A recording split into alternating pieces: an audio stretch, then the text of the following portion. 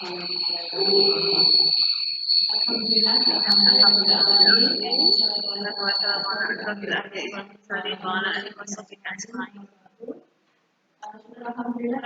kita panjatkan kepada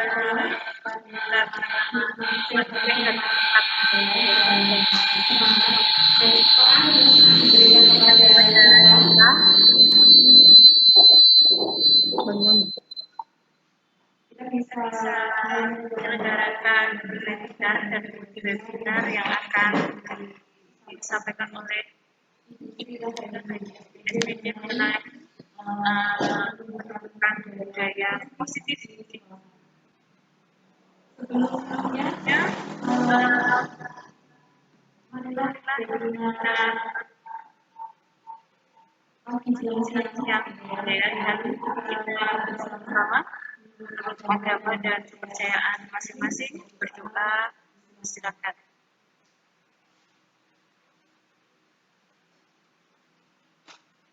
Berdoa selesai. Baik.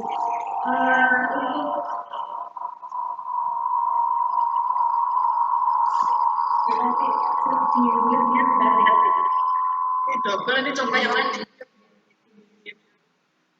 Gimana, Mbak? Piye? Baik, sebelumnya mengenai budaya positif yang ada di sekolah saya, kita akan mengetahui terlebih dahulu budaya sekolah itu sebenarnya seperti apa. Menurut Jill and Peterson dalam Supardi tahun 2015 halaman 221 mengatakan bahwa budaya sekolah merupakan nilai yang melandasi perilaku, tradisi, kebiasaan keseharian dan simpul-simpul yang oleh sekolah, guru, administrasi, siswa dan masyarakat. Nah, budaya sekolah itu merupakan ciri khas atau karakter atau watak yang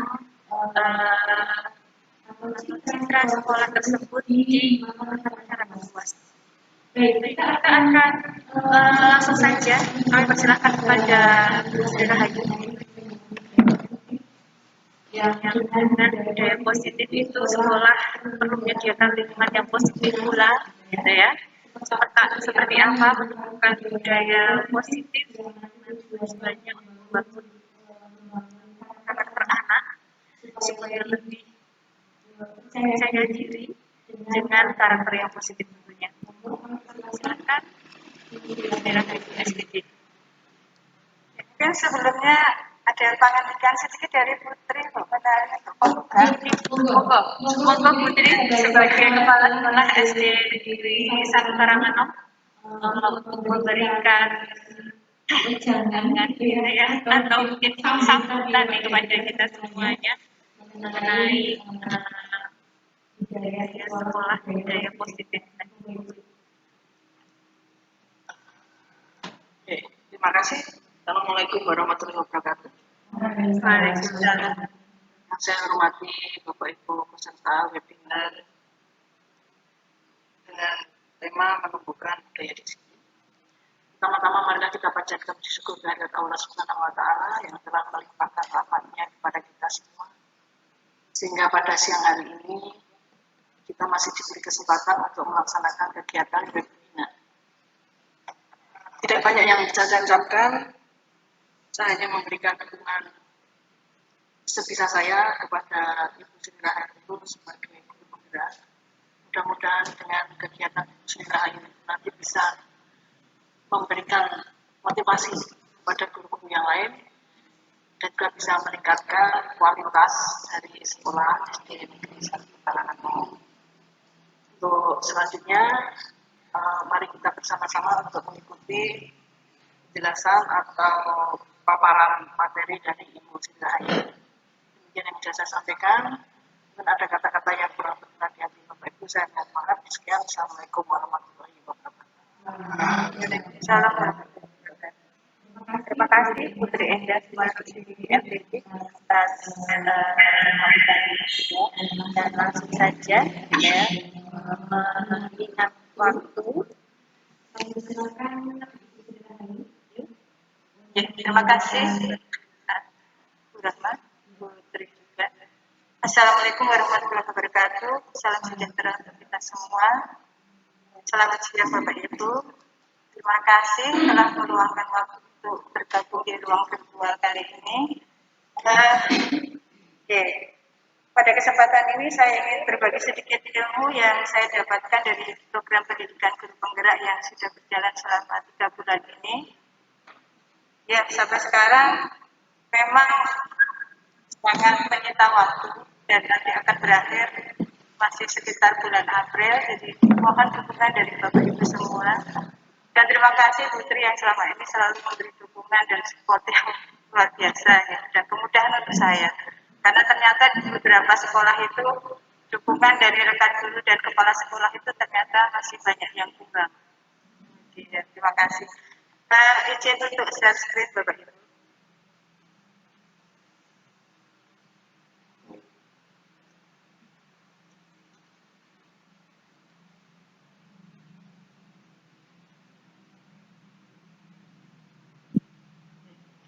Apakah sudah bisa terlihat?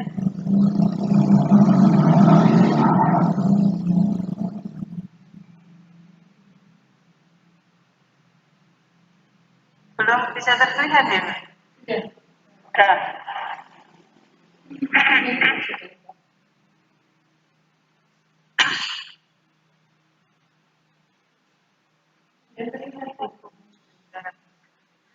Ya, untuk tema kali ini adalah menumbuhkan budaya positif.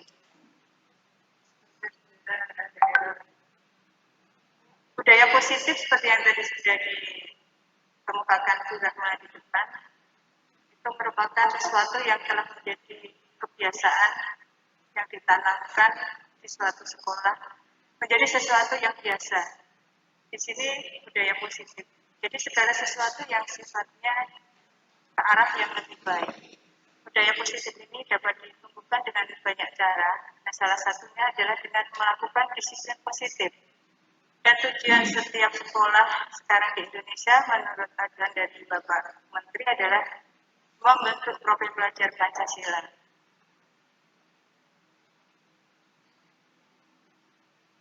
Nah, untuk membangun budaya positif, sekolah perlu menyediakan lingkungan yang aman, nyaman, agar murid-murid mampu berpikir, bertindak, dan mencipta dengan merdeka, mandiri, dan bertanggung jawab. Ya, terima kasih. Saya merupakan CGP Kabupaten Klaten untuk angkatan ketiga, Bapak Ibu. Untuk angkatan selanjutnya dari Kabupaten Klaten nanti akan dibuka lagi pada awal tahun depan. Ya, semoga Bapak Ibu yang masih punya kesempatan segera menyusul ya. Sebenarnya apa itu yang dimaksud dengan disiplin sendiri? Selama ini kita menganggap disiplin itu sesuatu yang berhubungan dengan aturan, dengan hukuman. Jika anak-anak itu tidak disiplin akan mendapat hukuman tertentu yang sudah dibuat oleh Bapak Ibu guru di sekolahan ataupun juga di sekolah. Menurut Kamus Besar Bahasa Indonesia, disiplin adalah ketaatan atau kepatuhan kepada pengaturan atau tata tertib dan sebagainya.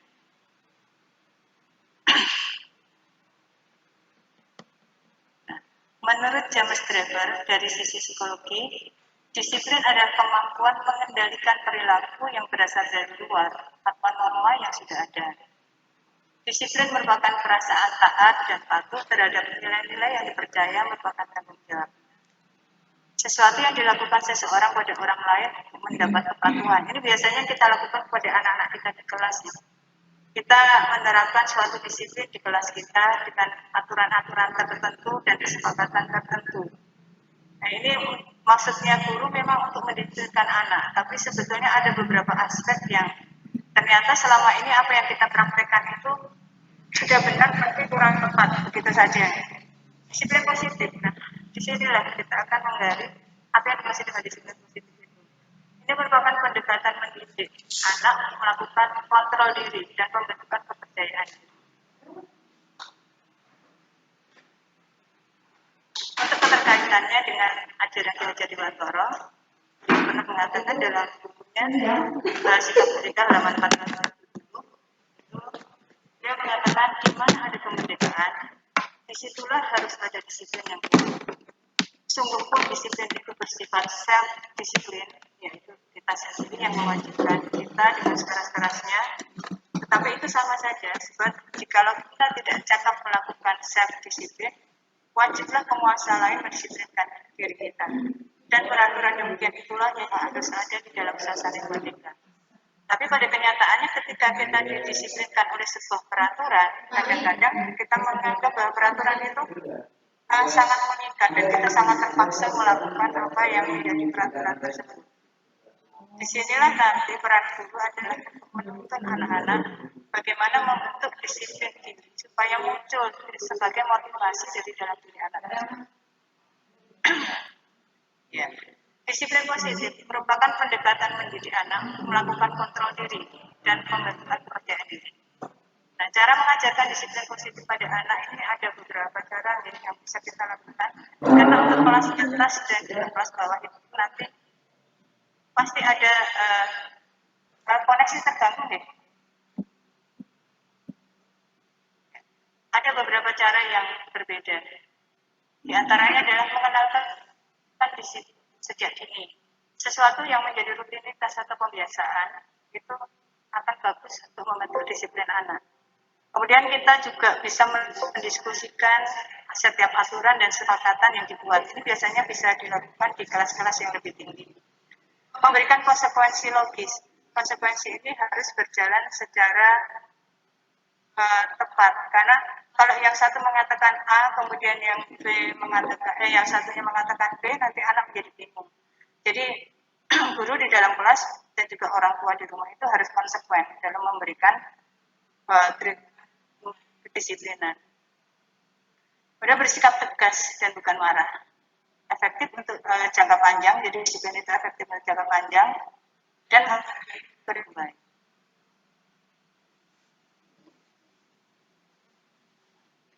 Ya, di sini biasa kan kita ada lagi mengenai disiplin. Selanjutnya disiplin dikaitkan dengan kontrol. Di dalam hal ini, kontrol guru dalam menghadapi murid. Dr. William Glaser dalam kontrol teori untuk meluruskan beberapa miskonsepsi tentang kontrol. Di sini kita biasanya memahami bahwa guru itu bisa mengontrol muridnya. Apakah benar? Memang bisa. Karena apa? Selama ini gurulah yang berkuasa di dalam kelas. Jadi pendapat seperti ini harus mulai agak dikesampingkan. Karena guru ini sekarang harus benar-benar berfungsi sebagai pelayan bagi anak-anak. Dalam program yang baru ini dari Pak Nadiem Makarim, anak itu merdeka belajar. Merdeka dalam arti dia boleh ikut berkontribusi dalam sistem atau metode pembelajaran di dalam kelas. Jadi guru tidak boleh lagi menjadi satu-satunya orang yang otoriter untuk menentukan semua aturan di dalam kelas. Kemudian bahwa guru itu penguatan positif itu efektif dan bermanfaat, tidak selalu. Ya. Kemudian ilusi bahwa kritik dan membuat orang merasa bersalah dapat menguatkan karakter. Ini dulu sering saya lakukan kepada murid-murid saya, jadi menimbulkan perasaan bersalah seperti itu. Dan ternyata ini menurut saya efektif, tapi semakin lama semakin kesini ternyata tidak bisa diterapkan lagi. Kemudian bahwa ini si orang dewasa memiliki hak untuk memaksa ini juga sudah harus dikesampingkan. Bagaimana seseorang bisa berubah dari paradigma stimulus respon kepada pendekatan teori kontrol? Stephen R. Covey dalam Principle Center Leadership pada tahun 1991 dalam bukunya mengatakan bahwa bila kita ingin membuat kemajuan perlahan sedikit-sedikit, ubahlah sikap atau kerangka acuan kita. Ubahlah bagaimana Anda melihat dunia. Bagaimana Anda berpikir tentang manusia. Ubahlah paradigma Anda. Skema pemahaman dan penjelasan aspek-aspek tertentu tentang realitas. Mungkin di sini kita agak bingung ya. Apa yang dimaksud dengan stimulus respon, kemudian teori kontrol itu. Stimulus respon itu kemarin kita praktekkan dalam pembelajaran behaviorisme sepertinya. Di mana guru memberikan stimulus-stimulus kepada murid-muridnya untuk memacu respon anak-anak itu. Dan ternyata ini efek kedepannya itu kurang baik. Ya bisa kita ketahui nanti ada beberapa akibat yang ditimbulkan dari adanya stimulus itu. Nah, stimulus itu apa toh? Apa yang merangsang terjadinya kegiatan belajar seperti pikiran, perasaan, atau hal-hal lain yang dapat ditangkap melalui alat indera. Sedangkan respon adalah reaksi yang dimunculkan peserta didik ketika belajar, yang dapat pula berupa pikiran, perasaan, atau gerakan dan tindakan. Sedangkan teori kontrol, sering juga disebut dengan teori kontrol sosial, ini berangkat dari suatu asumsi bahwa individu di masyarakat mempunyai kecenderungan yang sama kemungkinannya. Bisa menjadi baik, bisa menjadi jahat, itu tergantung dari masyarakat dan lingkungan pergaulannya. Nah, di sini sebagai pendidik, tujuan kita ini pasti sama semua, yaitu menumbuhkan anak-anak yang memiliki disiplin diri, sehingga mereka bisa berperilaku dengan mengacu pada nilai-nilai kebajikan universal dan memiliki motivasi intrinsik, bukan ekstrinsik. Jadi anak-anak itu supaya terpacu untuk mendisiplinkan dirinya sendiri. Ini yang harus kita tumbuhkan sejak dari kelas 1 di SD sampai nanti ketika lulus kelas 6 mereka sudah memiliki kedisiplinan diri yang menurut mereka itu adalah kebutuhan mereka sendiri. Ya, Diane Goshen dalam bukunya Restructuring School Discipline menyatakan ada 3 alasan motivasi perilaku manusia. Yang pertama, untuk menghindari ketidaknyamanan atau hukuman, untuk mendapatkan imbalan atau penghargaan dari orang lain, untuk menjadi orang yang mereka inginkan dan menghargai diri sendiri dengan nilai-nilai yang mereka percaya. Selama ini bahkan kita sebagai orang dewasa juga melakukan mentaati peraturan atau disiplin ini kadang-kadang hanya berbasis seperti ini untuk menghindari ketidaknyamanan. Nek absenku orang tepat, nanti akan terjadi hal-hal yang tidak kita inginkan. Kalau absen kita tidak pas, mungkin imbalan rutin kita akan berkurang. Seperti itu juga bisa terjadi. Sama dengan anak-anak di sekolah. Mereka melakukan disiplin karena terpaksa, karena adanya berbagai tuntutan tadi.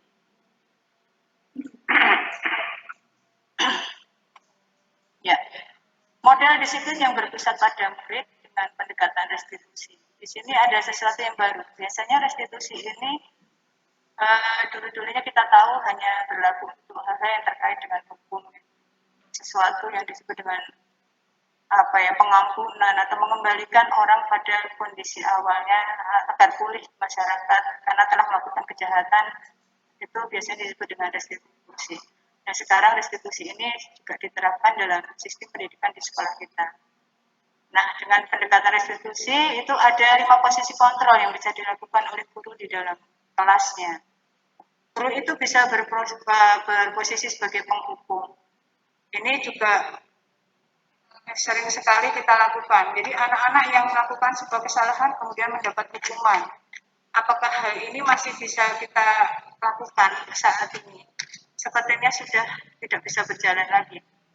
Karena kontrol masyarakat dan juga pandangan masyarakat pendidikan di dalam kelas itu sudah semakin ketat.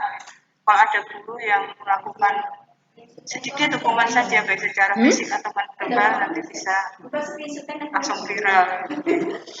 Yang kedua, membuat orang merasa bersalah.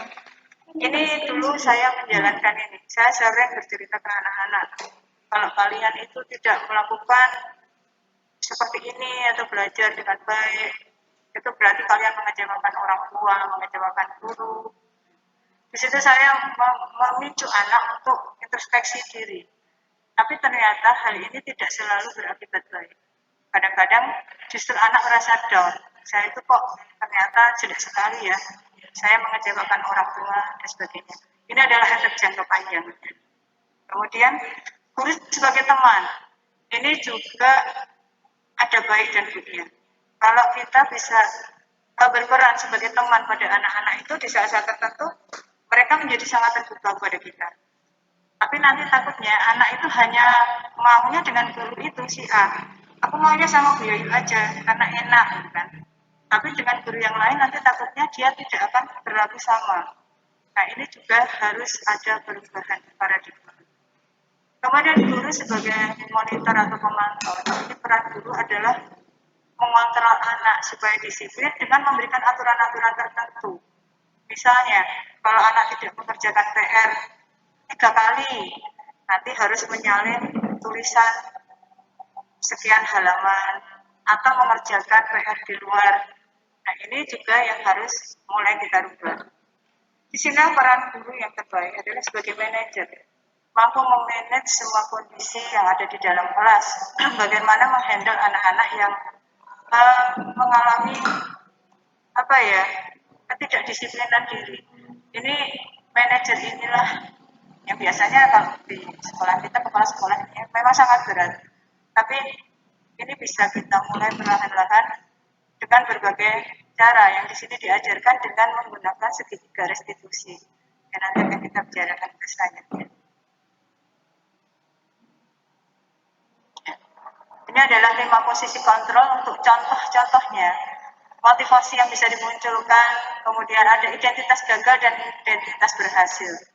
Di sini guru sebagai penghukum. Jika guru itu menghardik, kemudian menunjuk-nunjuk, menyakiti, menyindir anak, nah apa yang akan terjadi pada anak tersebut?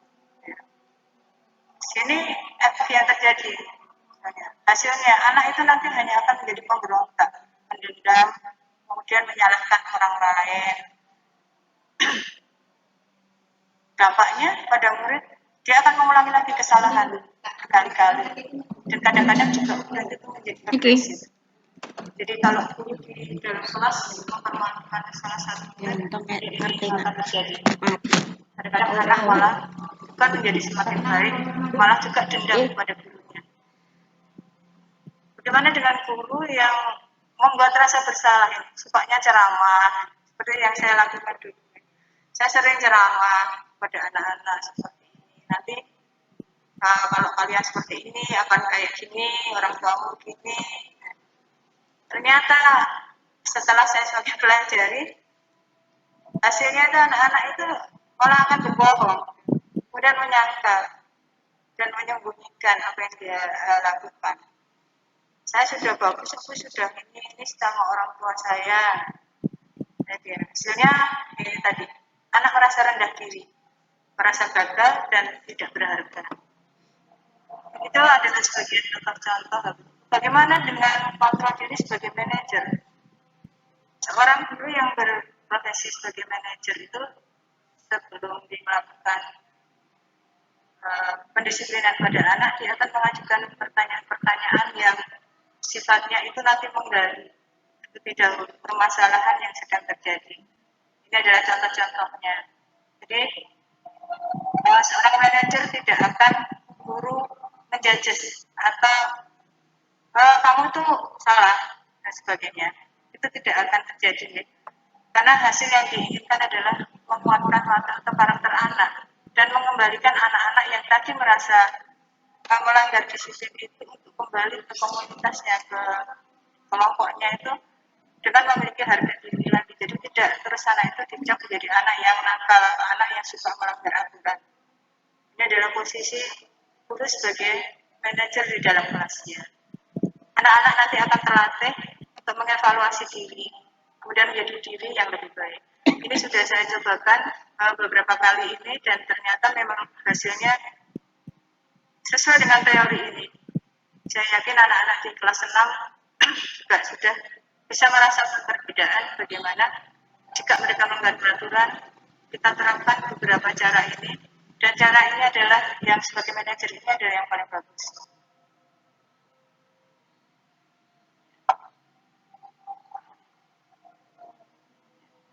Ini tadi bicara tentang restitusi. Restitusi itu apa ya tadi?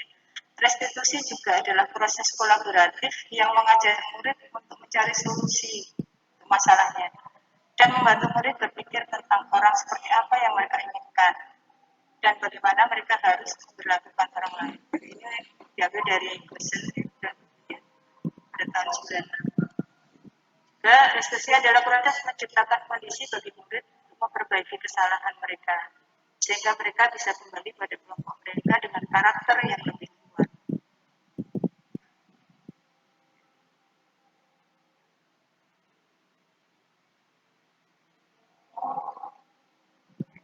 Kembali, restitusi membantu murid menjadi lebih memiliki tujuan, disiplin positif, dan memulihkan dirinya setelah berbuat salah. Penekanannya bukanlah pada bagaimana berperilaku untuk menyenangkan orang lain atau menghindari ketidaknyamanan, namun tujuannya adalah menjadi orang yang menghargai nilai-nilai kebajikan yang mereka percayai. Melalui restitusi, ketika murid berbuat salah, guru akan menanggapi dengan cara yang memungkinkan murid untuk membuat evaluasi internal tentang apa yang dapat mereka lakukan untuk memperbaiki kesalahan mereka dan mendapatkan kembali harga dirinya. Restitusi menguntungkan korban, tapi juga menguntungkan orang yang telah berbuat salah. Ini sesuai dengan prinsip dari teori kontrol William Glasser tentang solusi menang-menang.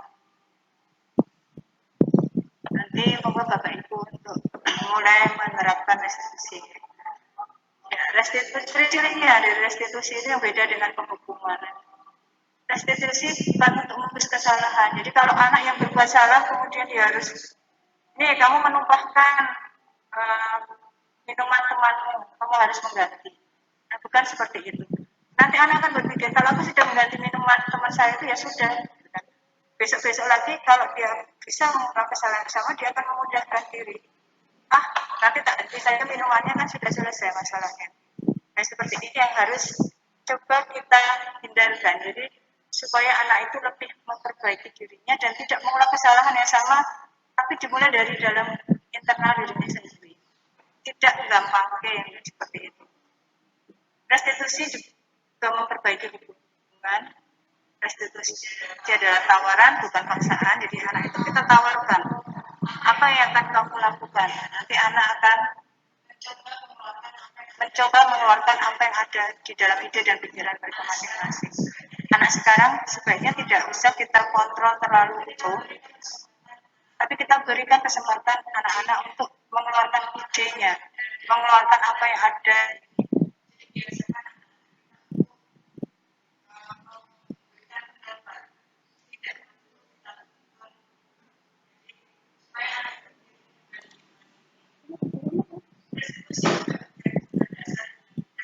Terputus. Koneksinya terputus.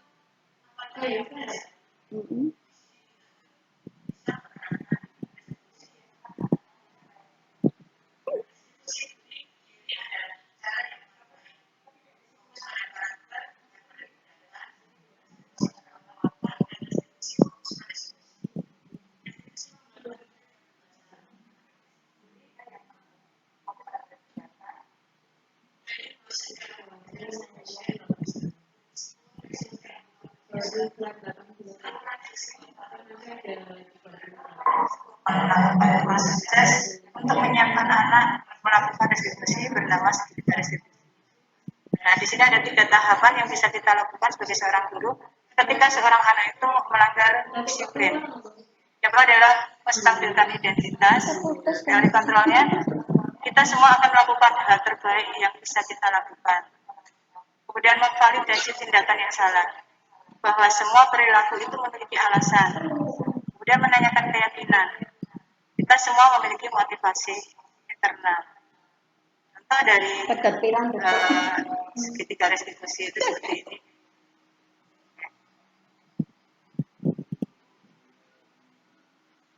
Oke, kita contoh-contoh dalam menstabilkan identitas. Apakah menstabilkan identitas itu? Ini merupakan bagian dasar dari segitiga restitusi yang bertujuan mengubah identitas anak. Anak yang merasa gagal, wah aku sudah berbuat salah seperti ini. Selamanya jangan sampai orang yang berbuat salah itu dicap sebagai orang yang salah terus. Orang yang pernah dipenjara kemudian menjadi cacat karena dia pernah menjadi napi dan itu dicap terus di masyarakat. Zaman dulu ini masih berlaku di masyarakat kita. Orang yang jahat itu akan dianggap selalu jahat. Padahal sebagai manusia seperti itu sebetulnya tidak, karena semua manusia ini yang berbeda. Tidak ada manusia yang hitam atau yang putih.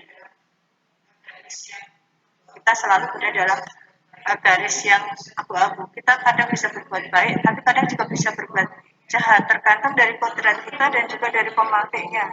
Kalau orang yang kodratnya baik, dia bisa saja berbuat jahat jika ada pemakai dari luar. Tapi orang yang jahat bisa juga menjadi baik kalau lingkungan mendukung dia untuk berbuat baik, sehingga sifat-sifat buruknya itu bisa ditenggelamkan. Nah, ini menstabilkan identitas. Kemudian yang kedua adalah validasi tindakan yang salah. Menurut teori kontrol, semua tindakan manusia, baik atau buruk, pasti memiliki maksud dan tujuan tertentu. Kalau kita memahami kebutuhan dasar, apa yang mendasari sebuah tindakan, kita akan bisa menemukan cara-cara paling efektif untuk memenuhi kebutuhan tersebut. Yang ketiga adalah menanyakan keyakinan. Teori kontrol menyatakan bahwa kita pada dasarnya termotivasi secara internal. Ketika identitas sukses telah tercapai dan tingkah laku yang salah telah divalidasi, maka anak akan siap untuk dibuka dengan nilai-nilai yang dia percaya dan berpindah menjadi orang yang dia inginkan. Kalau bicara mengenai di dalam segitiga restitusi tadi, seandainya bisa, kita ajak anak-anak itu untuk membuat keyakinan kelas. Keyakinan kelas ini agak bergeser sedikit, berbeda dengan peraturan kelas. Peraturan kelas itu dibuat karena kita yakin. Dan mengapa? Mengapa tidak peraturan kelas saja? Contoh saja, maka kita memiliki peraturan tentang penggunaan masker dan mencuci tangan setiap saat di sekolah kita, di anak-anak tatap muka. Mungkin jawabannya adalah untuk kesehatan, untuk keselamatan. Nilai-nilai keselamatan dan kesehatan inilah yang kita sebut sebagai suatu keyakinan. Kita yakin kalau kita pakai masker, kita cuci tangan, kita akan lebih terproteksi, aman dan gak sehat. Nah, disinilah keyakinan itu muncul sebelum menjadi sebuah peraturan. Kita harus yakin dulu. Kemudian nilai-nilai ini kebajikan atau prinsip-prinsip universal yang disepakati bersama, itu adalah hal-hal yang umum terjadi di masyarakat kita.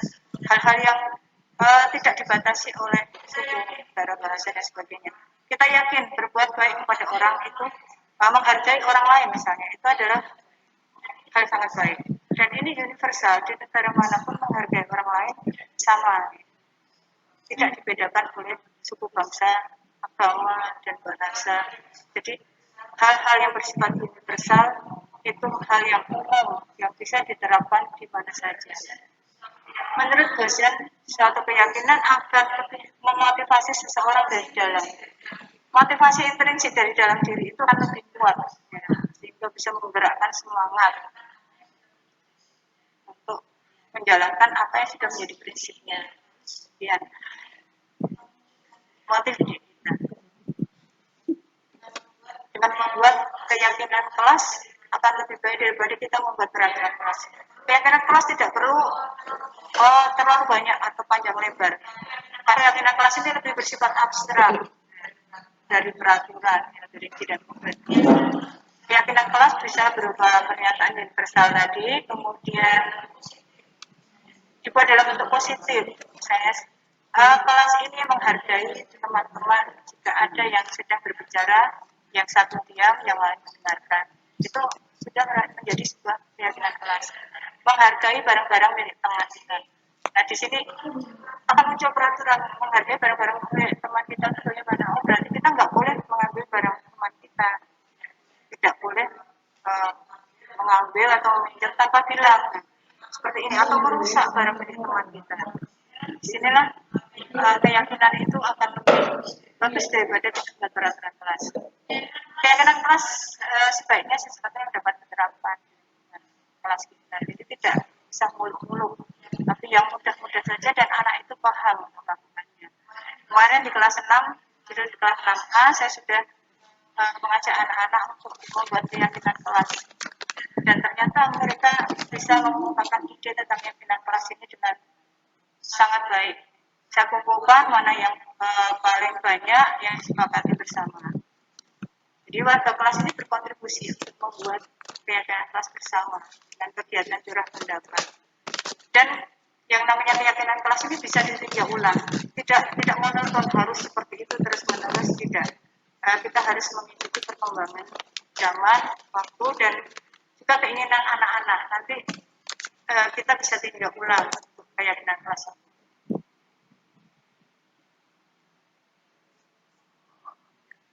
Yang tadi dalam segitiga distribusi itu ada yang namanya kebutuhan dasar manusia. Kebutuhan kebutuhan dasar manusia ini yang mempengaruhi semua sikap dan tingkah laku anak-anak. Ini ada alasannya mengapa dia melakukan hal tersebut. 5 kebutuhan dasar manusia. Ini seluruh tindakan manusia memiliki tujuan tertentu. Semua yang kita lakukan adalah usaha terbaik kita untuk mendapatkan apa yang kita inginkan. Apa yang kita lakukan sehari-hari ini adalah untuk memenuhi kebutuhan. Kita berangkat ke sekolah, itu juga pasti ada tujuannya. Jadi kita mendapatkan apa yang kita inginkan. Sebetulnya saat itu kita sedang memenuhi satu atau lebih dari satu kebutuhan dasar kita. Nah, inilah kebutuhan dasar kita. Yang pertama adalah bertahan hidup. Ini sangat dasar. Semua manusia itu pasti ingin bertahan hidup dengan berbagai cara. Kemudian untuk mendapatkan cinta dan kasih sayang atau perhatian dari orang lain. Ini juga kita semua pasti menginginkan hal seperti ini. Aku rajin supaya aku disayang guru. Itu juga bisa terjadi pada anak-anak kita. Kemudian untuk mendapatkan kebebasan, untuk mendapatkan kesenangan dan kekuasaan.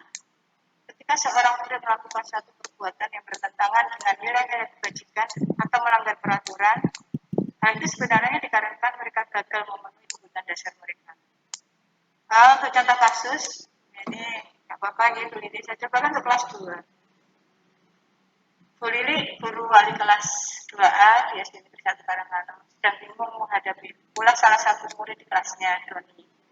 Beberapa anak di kelas 2A telah datang padanya dan mengeluhkan Doni yang seringkali meminta bekal makan siang mereka dengan paksa.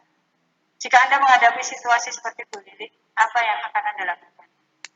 Menurut Anda kira-kira apa alasan Doni melakukan hal itu? Nah, disinilah guru bisa menerapkan segitiga restitusi tadi, menstabilkan identitas, kemudian memvalidasi dan sebagainya. Nah, kemudian kita akan analisis kebutuhan Doni itu apa?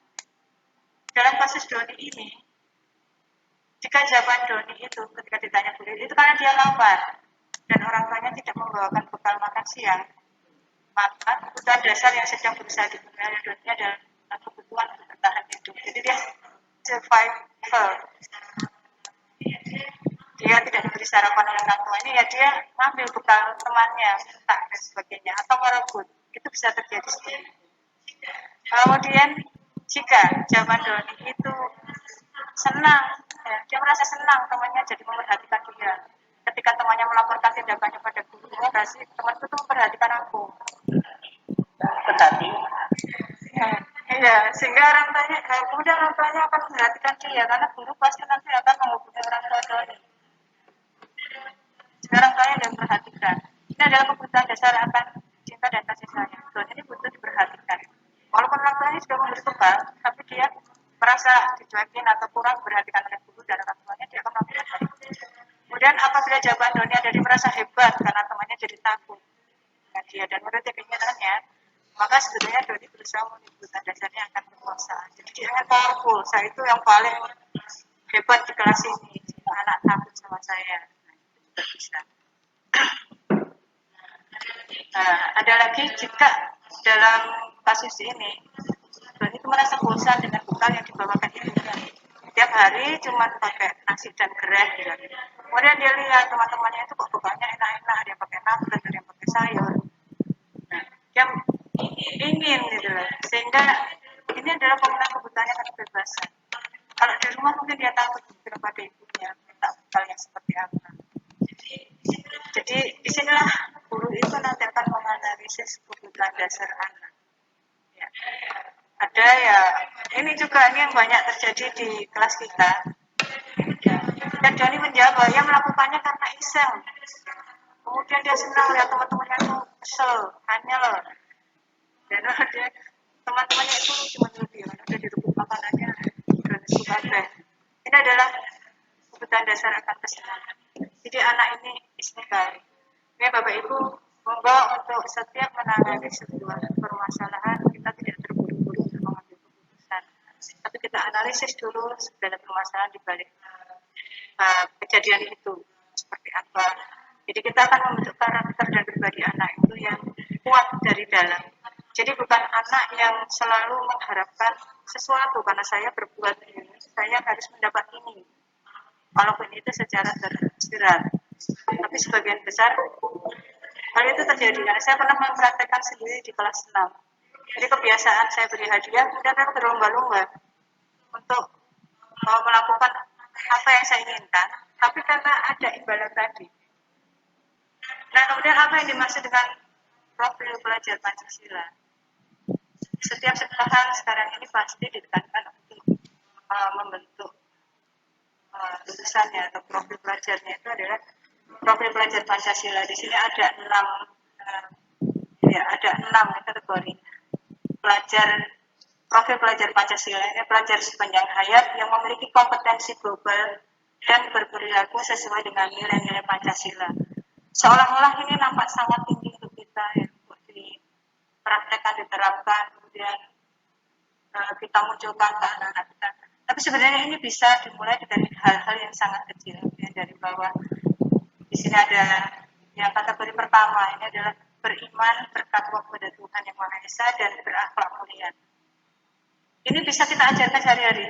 Kita lihat kalau pada pembelajaran biasa sebelum pandemi itu Bu Nur selaku beragama itu sering mengajak anak-anak itu ke masjid. Jadi setiap pembelajaran agama yang Islam dibawa ke masjid, kemudian melakukan sholat duha. Nah, di situ sudah merupakan pembentukan keimanan dan ketakwaan. Kemudian mengajarkan anak-anak untuk jujur. Jika menemukan uang di halaman saja, anak-anak akan kembali kepada guru. Nah, ini adalah akhlak mulia sebetulnya. Dan di SD kita sudah berjalan dan ini sangat bagus untuk tetap diteruskan. Kemudian yang kedua adalah berkebinekaan global.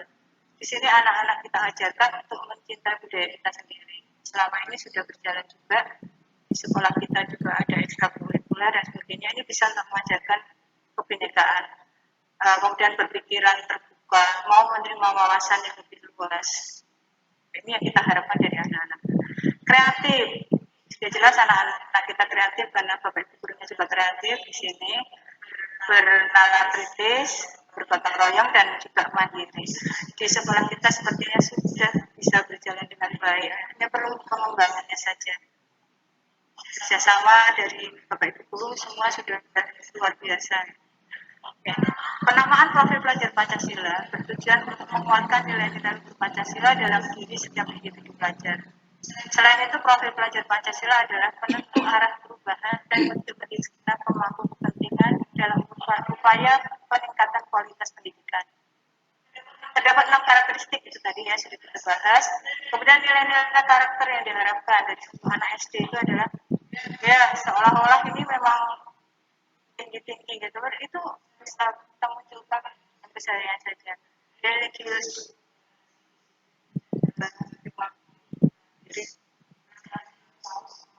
cinta tanah air, menghargai prestasi, bersahabat, cinta damai, gemar membaca, peduli lingkungan, peduli sosial. Anak-anak kita ini yang masih sangat kurang adalah gemar membaca, Bapak Ibu.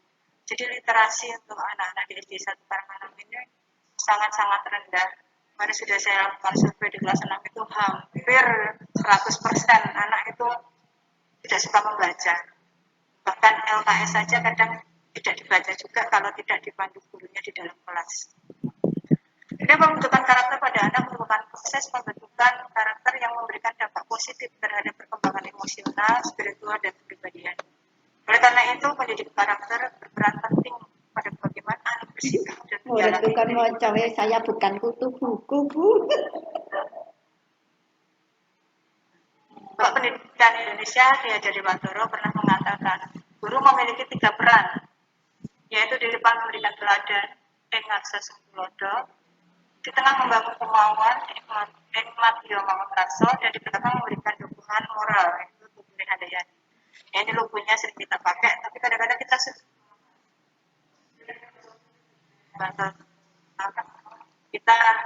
banyak meninggalkannya. Padahal sebenarnya kalau pendidikan Ki Hajar Dewantara itu filosofinya selalu mengikuti perkembangan zaman juga. Jadi tugas guru tidak hanya mengajarkan pelajaran, tapi juga mendidik moral, etika, juga karakter peserta didik. Menurut Ki Hajar Dewantara, pendidikan yaitu tuntutan hidup untuk anak-anak. Adapun maksudnya, pendidikan yaitu menuntut segala kekuatan kodrat yang ada pada anak-anak itu agar mereka semakin kami akan dapat mencapai keselamatan dan kebahagiaan setinggi-tingginya. Ya, selama ini kita seringnya menuntut anak-anak itu untuk menyelesaikan kompetensi yang ada dalam silabus di kurikulum kita. Kita harus selesai, tema 1, tema 2, tema 3, dan seterusnya harus selesai sekian waktu. Kadang-kadang kita tidak peduli nantinya anak-anak ini benar-benar paham dan menjadi benar-benar mengerti materi yang kita berikan atau tidak. Yang penting itu sudah terberikan. Anak-anak sudah ajari itu di hari ini tanggal sekian. Ketika nanti, ini saya buktikan sendiri, ketika lain minggu saya tanyakan dengan materi yang sama, kita sudah lupa. Apa ya kemarin ya, sudah tidak ingat lagi apa yang dipelajari. Karena hanya mengejar tuntutan dari kurikulum saja. Padahal sekarang yang paling penting kita terapkan adalah bagaimana anak-anak itu bisa memiliki dasar pengertian terhadap materi yang kita berikan. Tidak usah terlalu banyak materi yang kita masukkan pada anak-anak. Yang penting adalah jika anak-anak itu karakter motivasi belajarnya terbentuk, dia akan belajar secara mandiri, baik itu di rumah ataupun di lingkungan masyarakatnya. Karena sesuai dengan tahapan umurnya, anak akan berkembang sendiri. Yang namanya anak pintar itu sesuai dengan umurnya, tambah umur dia pasti akan tambah pintar untuk pengetahuannya. Tapi kalau karakter itu tidak kita bentuk dari bawah, ini yang akan sulit. Saya amati beberapa anak di kelas 6 itu ada yang memiliki karakter baik, tapi masih ada beberapa anak yang untuk sopan santunnya itu masih kurang. Jadi sesuai budaya Jawa, misalnya kita karena tinggal di Jawa, kalau bicara dengan orang yang lebih tua itu sikapnya seperti apa, kemudian kalau berjalan, kemudian ada Bapak Ibu guru yang sedang duduk di situ itu sikapnya seperti apa, banyak yang masih abai. Jadi anak-anak ini tidak merasa bahwa dia itu kurang, begitu tidak, biasa saja. Ini yang harus kita tumbuhkan ke anak-anak kita mulai dari kelas paling bawah. Ya, tugasnya Bapak Ibu guru kelas 1, 2, 3. Kemudian akan diteruskan oleh Bapak Ibu guru yang ada di kelas atas. Nah, praktik disiplin positif di sekolah, apa yang bisa kita lakukan? Yaitu kita akan membangun kegiatan belajar tempat tumbuh kembang anak. Kita jadikan sekolah kita itu menjadi sekolah seperti ini, tempat tumbuh kembang anak yang aman, nyaman, sehingga anak-anak itu akan senang untuk selalu datang ke sekolahan. Dan sebagai guru yang pertama kita lakukan adalah melakukan diagnostik dulu untuk memahami karakteristik anak kita itu kebutuhannya apa ya. Memang agak berat karena di sekolah kita ini setiap kelasnya masih memiliki jumlah murid yang agak banyak. Kalau kita harus mengenali satu persatu itu kadang-kadang waktunya yang tidak akan cukup. Tapi ini nanti bisa kita lakukan secara konsisten. Dia menyelenggarakan gotong royong antara guru dan orang tua. Kita kerjasama, kita akan mengasuh anak di sekolah, kemudian untuk di rumah orang tua ini yang harus berperan banyak. Kemudian meningkatkan intensitas komunikasi dan membangun hubungan yang lebur. Maksudnya hubungan yang nyaman aja antara orang tua, antar guru dan juga pemangku kepentingan yang lain. Oke. Bapak Ibu, sekiranya itu yang bisa saya sampaikan untuk saat ini. Mungkin masih banyak yang bingung, karena waktunya sangat terbatas. Kenapa toh? Tidak ada yang Berita loh kok iseng kita kali ini lebih dalam, kita akan berdiskusi lagi di lain waktu. Aku belum Bisa secara kelompok kecil. Kalau bisa kita budayakan kembali Bapak Ibu untuk kita saling lemari antara Bapak Ibu di SD Negeri 1 Karanganyar ini. Mungkin kita bisa meluangkan waktu sedikit setiap hari apa untuk saling curah pendapat. Saya rasa itu akan sangat menyenangkan untuk kita nih. Mungkin demikian saja yang bisa saya sampaikan. Jika ada kurang-lebihnya, mohon masukan dari Bapak Ibu semua. Dan terima kasih atas kerjasamanya. Mohon izin untuk stop sebentar. Saya kembalikan kepada Bu Rahma.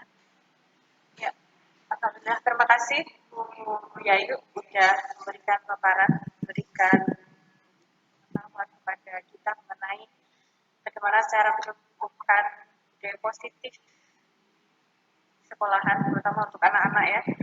Dalam hari ini tujuan dari budaya positif di sekolah itu adalah menumbuhkan karakter anak, di antaranya religius, jujur, disiplin, dan masih banyak lagi hal positif yang perlu menjadi dasar karakter dari anak-anak ya. Untuk kali ini ada penanya, boleh ya? Bisa nggak? Ibu yang ingin bertanya, silahkan. Saya kok ragamin. Ini saya Bu Yayu. Ya, Bu. Silahkan boleh deh. Ya. Kebetulan kan ini saya di kelas 2. Biasanya anak-anak itu kalau mendapat hadiah kan senang sekali. Nah, pertanyaan saya, apakah boleh memberikan stimulus ya berupa hadiah, contohnya misalnya atau pujian bagi anak-anak kelas bawah, kebetulan kan saya kelas 2. Nah, karena kadang-kadang itu masih efektif untuk memancing kedisiplinan anak, mereka berlomba-lomba supaya mendapatkan hadiah. Nah, boleh apa tidak itu?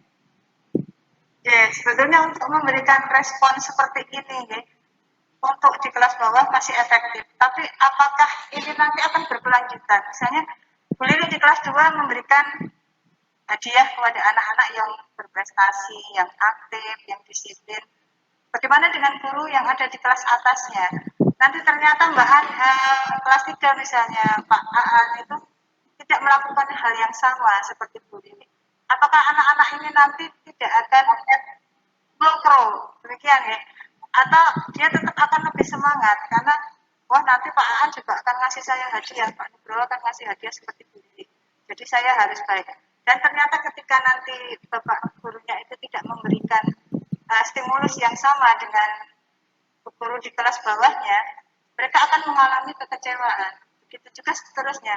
Efek kedepannya, ketika anak-anaknya sudah dewasa, bahkan ketika mereka nanti sudah menjadi pegawai, ketika melakukan sesuatu, dia akan, ya itu tadi, mengharapkan imbalan lain.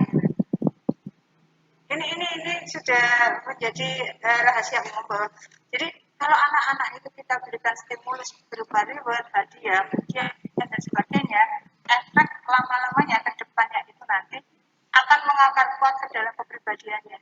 Jadi selamanya dia akan mungkin terbentuk seperti itu, walaupun tidak semuanya, tapi ini akan menjadi sebuah pembelajaran bagi kita bahwa ketika saya melakukan sesuatu, saya akan mendapatkan imbalan. Nah, imbalan yang berbeda. Jadi karena dari kecil saya terbiasa mendapatkan itu. Saya berbuat baik, saya mendapatkan hadiah, mendapat pujian. Jadi ketika nanti guru lain itu tidak melakukan hal yang sama, anak ini akan mengalami kekecewaan. Memang stimulus seperti ini tidak bisa kita hilangkan dengan tiba-tiba ya Bapak Ibu. Jadi memang harus perlahan-lahan kita kurangi sedikit demi sedikit. Yang tadinya kita berikan, kita beri bintang misalnya kalau di anak kelas 1 itu, anak yang bisa menjawab garis bintang, anak yang bisa menjawab kasih 2000. Ini dulu saya terapkan Bu. Saya terapkan di kelas saya yang bisa menjawab pertanyaan Bu Guru 2000.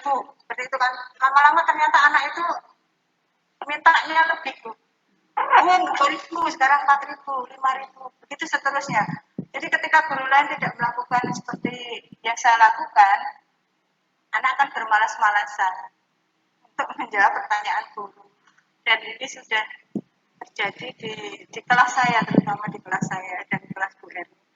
Anak-anak itu kalau ditanya ya diem aja. Ini pernah terjadi ketika Bu Intan masuk ke kelas saya, mungkin dulu ya. Ditanya itu anak-anak itu cuek sekali. Tidak ada yang menjawab, semuanya dia malah main HP. Kita juga lapor ke saya. Nah itu berbeda. Nah ketika saya menanyakan mereka kan takut karena Bu Guru itu sering ngasih pujian, sering ngasih hadiah. Mungkin itu Bu Lili. Atau dari bapak yang lain beri coba. Ayo, mungkin kalau pujian boleh ya. Misalnya bapak yang lain. Puji, oh pintar sekali bisa menjawab pertanyaan guru. Mungkin puji mas bawah bisa kita masih terapkan di sini. Memang memberi pujian itu bisa kita lakukan sampai sekarang bahkan mungkin ya. Bu Rahma hebat sekali sudah mengerjakan tugas saya. Ya, mungkin teman-teman yang lain juga pernah merasakan di kelas 2 ini saya ada cerita kan mengerjakan anak terus tak kasih nilai tak kasih bintang ada bintang 1, bintang 2 begitu. Nah kebetulan kemarin kan ini per kelompok PTM-nya ya yang di rumah itu besok minta nilai ditulis di situ sudah di bukunya di garapannya anak itu ditulis harus mendapat bintang 5 gitu. Saya kaget tuh. Tapi apakah semua kelompok berlaku seperti itu, Bu Lili? Mana? Apakah semua kelompok juga mempunyai motivasi yang sama? Jadi semua kelompok itu kita semua harus dapat bintang 5 seperti itu. Ya ini kan seperti itu kan. Stimulus juga biar ya kayak untuk ini tambah pengalaman juga ini. Karena ketika Bu Lili nanti bukan Bu Lili saja ya, Bapak Ibu guru yang lain memberikan hadiah atau reward atau pujian kepada salah satu anak yang lain yang tidak mendapat pujian dan hadiah itu merasa, oh saya kok nggak dapat ya, saya rendah sekali ya. Jadi ada perasaan rendah diri atau kurang atau merasa besar dan sebagainya pada anak-anak yang tidak mendapat hadiah tadi. Ketika hadiah diberikan pada si A dan si B tidak dapat, Semboyan, mana perasaan semboyan. ini yang harus kita jaga sebagai seorang guru di dalam kelas. Mungkin Ini demikian. garap toh. Terima kasih ya Yu. Ya, sama-sama. Terima kasih Bu Lili sharingnya. Mungkin ada yang lain monggo Ibu. Mikrofon. Silahkan dihidupkan dulu Bu. Mikrofon itu dipijat. Pecat dulu Bu, yang mikrofonnya dipecat dulu.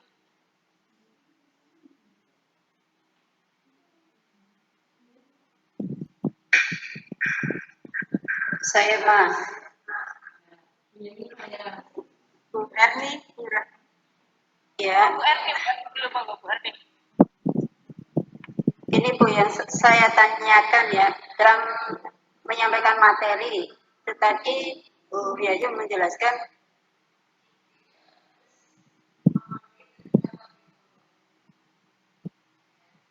kita mengajarkan sampai anak itu memahami materi tersebut. Itu bisa saja kita lakukan. Tapi pada kenyataannya nanti pas itu ulangan semester misalnya, tetap materi kan sudah sesuai dari yang ada di kurikulum itu. Nah, kalau kita belum menyampaikannya sampai ke materi tersebut, bagaimana? Penjelasannya. ya berarti. Ini dulu ya Bu. Ya ini yang menjadi dilema kita selama ini. Merdeka belajar dalam artian anak boleh menentukan pilihannya dalam belajar. Tapi kita ada tuntutan kurikulum yang harus diselesaikan oleh guru di dalam kelas. Bagaimana mensikapi hal ini? Kalau tadi saya mengatakan anak harus benar-benar dipahamkan dulu pada suatu materi. Tapi ternyata tuntutan untuk menyelesaikan kompetensi tertentu seperti di kelas 6 ini ada 5 kompetensi, ada 5 tema yang harus selesai dalam waktu 1 semester. Sedangkan waktu kita tidak cukup. Nah, bagaimana menyikapi hal seperti ini? Memang sangat sulit. Bagaimana ya supaya anak paham dalam suatu materi, tapi semua kompetensi itu sudah bisa tercapai. Ternyata ini tidak bisa kita lakukan dengan cara pembelajaran mandiri. Pembelajaran mandiri tadi yang harus kita munculkan pada diri anak. Mandirian untuk mau memulai dari dalam dirinya untuk belajar. Jadi guru itu lebih memfasilitasi pada apa yang kurang yang menjadi kebutuhan anak itu ketika di dalam kelas. Kita dalam seminggu hanya bertemu dengan anak-anak itu selama 3 hari dan itu hanya dari jam 8 sampai jam 10. Bagaimana kita mengefektifkan waktu yang hanya sekian ini pada materi-materi yang anak itu merasa kesulitan. Karena setelah kita melakukan kompetensi yang harus kita ajarkan itu ternyata juga tidak terlalu banyak sebetulnya. Cuman karena disusun dalam bentuk tematik itu menjadi seolah-olah sangat luas, padahal tidak. Nah disitulah guru ini harus berperan dalam menyusun materi pelajaran supaya efektif. Kemudian materi-materi mana yang kira-kira bisa dipelajari anak secara mandiri di di rumah dengan bantuan orang tua dan juga bantuan media lain. Kita efektifkan untuk anak yang kelas atas itu sudah bisa, mereka punya HP. Kita efektifkan, baik untuk membuka Google Form yang kita kirim untuk evaluasinya, kemudian untuk materi-materi bisa kita masukkan ke dalam Google Classroom, dan juga anak diajari untuk mencari materi sendiri melalui internet. Nah, di sini anak-anak itu diaktifkan supaya memiliki kemandirian dan juga wawasan global. Jadi dia memanfaatkan teknologi yang ada ini untuk memfasilitasi dirinya. Jadi supaya kompetensi ini semua bisa terselesaikan, kita membentuk belajar secara mandiri. Jadi nanti untuk materi yang anak-anak ini merasa kesulitan, baru bisa kita bahas di dalam kelas. Mungkin seperti itu.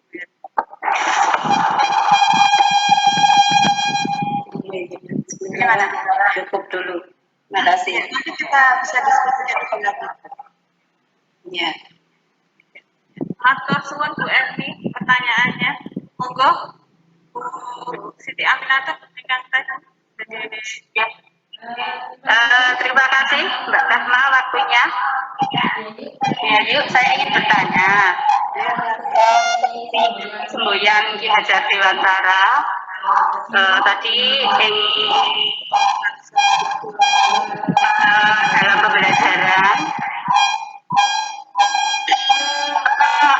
dalam pembelajaran di dalam kelas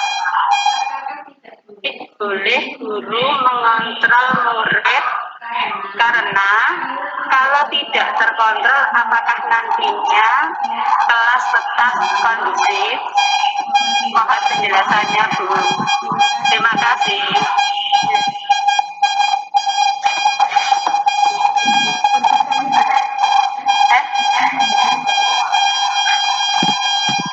Terima kasih Bu Erni. Jadi peran guru di dalam kelas mengontrol murid ya, untuk supaya kelasnya itu tidak berisik sekali atau anak itu mobilitasnya tinggi, lari ke sana kemari, terutama untuk di kelas bawah. Ini benarkah guru itu bisa mengontrol muridnya?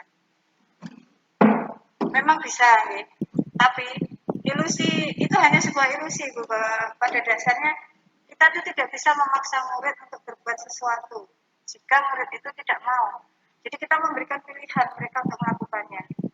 Walaupun tampaknya kita sedang mengontrol perilaku murid tersebut ya, karena dia juga mengizinkan kita untuk mengontrol dirinya. Jadi ketika guru itu mengajak anak, coba semuanya yang tenang, duduk yang rapi, supaya kelas bisa pembelajarannya berjalan lancar. Itu sebetulnya anak-anak ini juga memperhatikan ucapan guru itu. Jadi dia membiarkan dirinya untuk baiklah saya mengikuti kata-kata guru. Di sinilah peran guru untuk memberikan kata-kata yang bisa memotivasi anak untuk mau mengendalikan dirinya sendiri. Sebenarnya kalau guru benar-benar mengontrol seperti dalam militer itu tidak akan bisa berjalan. Karena setiap anak itu memiliki karakteristik yang berbeda-beda. Ada anak yang suka bergerak terus tidak bisa diam, tapi ada anak yang terlalu pendiam di dalam kelas itu hanya diam saja, temannya lari ke sana kemari dia juga diam saja, itu juga ada. Nah disinilah Bapak Ibu guru sebagai motivator, sebagai fasilitator di dalam kelas itu akan memahami, oh muridku yang seperti ini, bagaimana aku akan memperlakukannya. Nah disinilah sebetulnya kemampuan guru untuk menata dan memanage kelasnya masing-masing itu sebetulnya bukan sebuah kontrol lagi ya, karena kita tidak bisa mengontrol orang lain kalau orang lain itu tidak mau kita kontrol. Jadi semuanya tetap harus dikembalikan pada keyakinan diri masing-masing anak tadi. Kita yakinkan kalau kalian tenang, nanti kelas akan berjalan dengan lebih cepat, lebih mudah, sehingga pembelajaran bisa berjalan dengan lancar. Nah, anak-anak bisa pulang lebih cepat. Misalnya seperti itu akan lebih memotivasi anak untuk melakukan apa yang sebenarnya kita inginkan tadi. Atau ada yang pendapat lain. Sementara itu dulu Bu Rahma. Ya, terima kasih Bu. Bu Amin, pripun nggih? Ya. Mesti paten.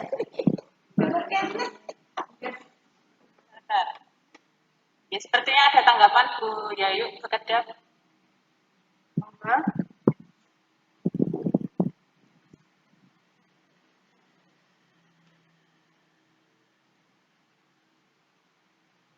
Bu Amin, sudah? Sudah, terima kasih Bu. Oke, sudah. Terima kasih. Oke. Oke, baik. Mungkin ada Bapak Ibu yang lain yang ingin menanyakan, gitu ya, mengenai kaitannya budaya positif. Ternyata susah-susah gampang gitu ya Bu ya. Ini susahnya karena kita sudah terlanjur menjadi kebiasaan kita, gitu ya, yang ternyata kebiasaan kita itu tidak tepat seperti itu. Ya, benar. Ya, monggo Bapak Ibu, mungkin ada yang lain. Kira-kira sudah cukup waktunya ya. Kemudian karena waktunya, dan terima kasih untuk wawasan baru bagi kita gitu ya. Ternyata kita harus lebih banyak belajar lagi untuk memberikan keyakinan kepada anak-anak gitu ya, sebagai motivasi anak-anak untuk melakukan sesuatu hal yang positif tanpa harus tadi kita mendikte gitu tadi ya, supaya anak-anak lebih motivasi untuk melakukan hal positif secara diri sendiri, kita tanamkan pada diri anak itu sendiri. Terima kasih untuk waktunya Bapak Ibu dan juga sharingnya. Nah, semoga aja acara ini nanti bisa berkelanjutan sehingga kita akan tambah lagi ilmu yang lain yang mungkin kita ternyata selama ini kita tuh salah gitu ya. Tidak ada yang salah nggak, hanya mungkin kurang tepat ya, kurang pas ya. Karena memang tidak ada yang namanya salah atau benar secara mutlak, itu tidak ada. Cuma kita harus memang belajar lebih banyak. Yang perlu saya garis bawahi sebenarnya tadi sudah saya ungkapkan Bu ya, kita menumbuhkan budaya positif di sekolah itu tujuannya tadi menumbuhkan karakter anak gitu ya. Tujuan penting sekolah adalah pembentukan karakter, karena kenapa anak-anak dipercayakan kepada sekolahan gitu ya, karena sekolah salah satunya tadi fungsinya itu membentuk karakter anak, dan karakter yang diantaranya tadi disiplin. Terima kasih untuk Bu Yayu atas paparannya, semoga aja bermanfaat bagi kita semuanya, dan marilah webinar di siang hari ini kita tutup bersama doa menurut agama dan kepercayaan masing-masing. Doa dipersilakan.